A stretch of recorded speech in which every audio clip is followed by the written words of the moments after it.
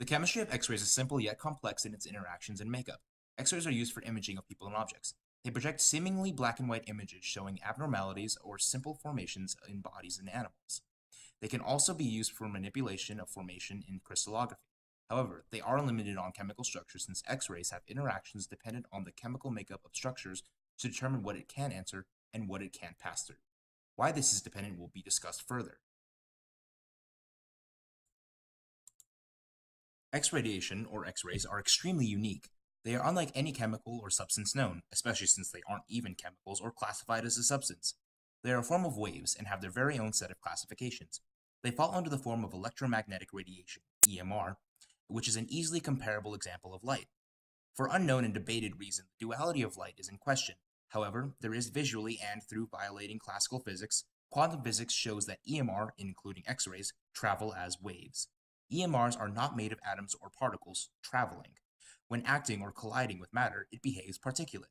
Light, EMR, including X-rays, fall under a category of waves known as transverse waves, and thus do not require a medium to move it and its energy. Thus, its a wave and particulate nature is easier to define in terms of interaction. It's not made of atoms or particles in traveling. It is a form of electromagnetic radiation, and X-rays can be visually viewed by classical transverse waves and the Bohr model. There are quantized graphs and surface penetration graphs to show the chemistry during collisions. X-rays were discovered in 1895 by Wilhelm Conrad Röntgen. He conducted a fluorescent high-voltage cathode ray experiment at Würzburg University in Germany. He had noticed crystals giving fluorescent glow near high-voltage cathode rays. They would glow even when blocked by dark paper. This light energy would penetrate the dark paper and still provide a glow. Professor Wilhelm Conrad Röntgen called the energy X-rays, earning the Nobel Prize in Physics in 1901. Utilization was immediately integrated in World War I to project images of injuries due to experiments showing that X-rays could penetrate soft tissues, but not bones, to produce a shadow of impacted images. They are still used in laboratory machines to manipulate crystals in crystallography today, too. X-rays are extremely effective due to the nature of soft tissue and bone composition. Soft tissues consist of various levels of fibrous tissue, sarcolemma tubes, as in protein filaments, and in and around the tendons and ligaments. As a result, there are very few, if any, heavy metals in tissues due to protein structures of muscles and tissues. Bones, however, carry more metals and salts than do tissues, especially that of calcium, though there are some ions in the sarcolemma of muscles. This causes more absorption by the bones than tissues, and none in the lungs, for example, because they are empty or have air molecules, so they appear black due to the lack of absorbing metals.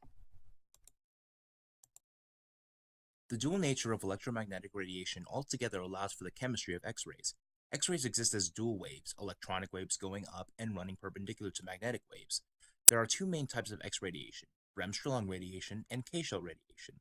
Both involve changing states of electrons, produced by means of photons.